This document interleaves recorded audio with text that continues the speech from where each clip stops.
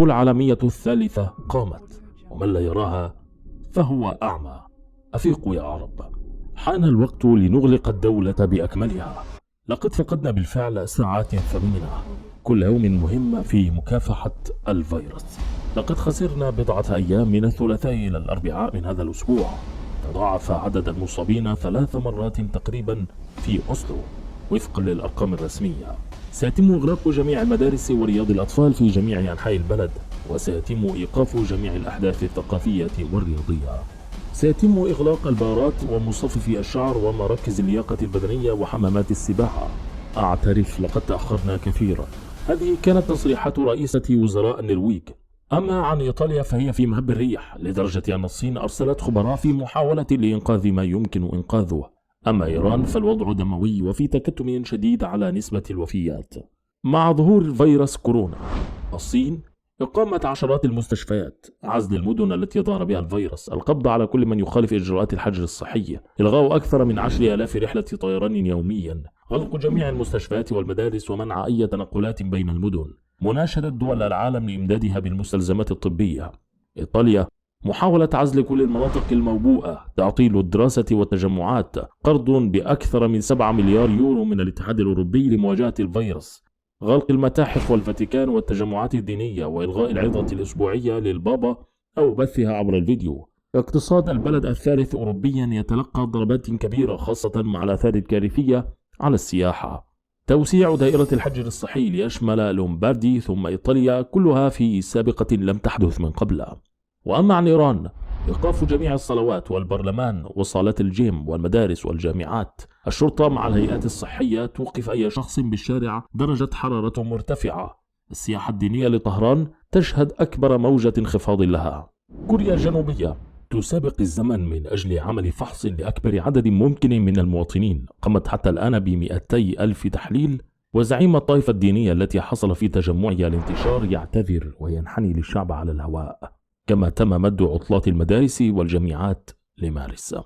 اليابان، الحكومة تتلقى انتقادات عنيفة بسبب سماحهم للمواطنين على الدايموند كروز برجوع بيوتهم. الناتج المحلي الإجمالي تأثر بسالب 0.4%. عدد المدارس الذي تم إغلاقه أكثر من 35,000 مدرسة. وأما عن أمريكا، انتقادات للرئيس الذي قال في البداية إن الموضوع مجرد تضخيم إعلامي. 8 بليون دولار تخصصت للإجراءات الطبية للحد من انتشار الفيروس. الناتج المحلي الإجمالي تأثر بالسالب. التقارير الاقتصادية تحذر من كارثة مقبلة، والتقارير الطبية تقول نحن تجاوزنا مرحلة احتواء المرض. السعودية والخليج، إيقاف العمرة، تعطيل الدراسة، منع السفر من وإلى الدول التي ظهر فيها انتشار للفيروس أو الدول المجاورة للدول التي ظهر بها هذا الفيروس. أسهم أرامكو انخفضت بعد أسعار البترول ما انخفضت لأقل مستوى لها من أكثر من سنة، يعني أكبر مصادر للدخل من العمرة والسياحة والبترول تم ضربها.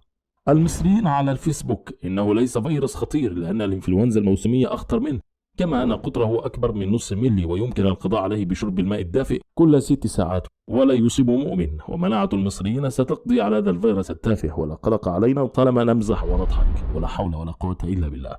الحرب العالمية الثالثة قد قامت بالفعل، ومن لا يرى ذلك وينتظر الأسلحة النووية فربما يحتاج إلى أن يعيد حساباته. الصين وأمريكا وحرب تكسير العظام على من سيتصدر سيادة العالم ودفة القيادة للعقود القادمة. الأجواء كلها أجواء حرب عالمية ثالثة.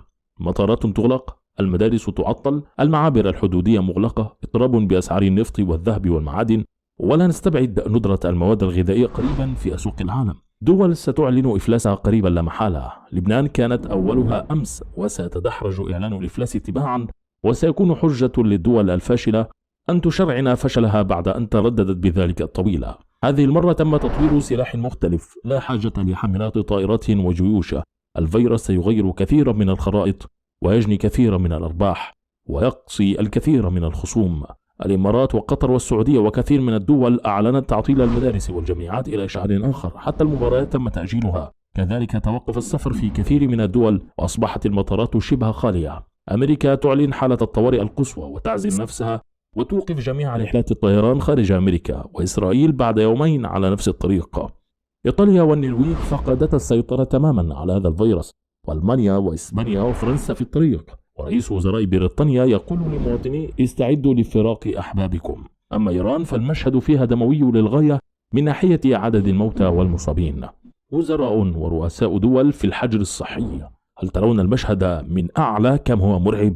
الحرب طاحنة، والخسائر ستفوق خسائر أي حرب متوقعة.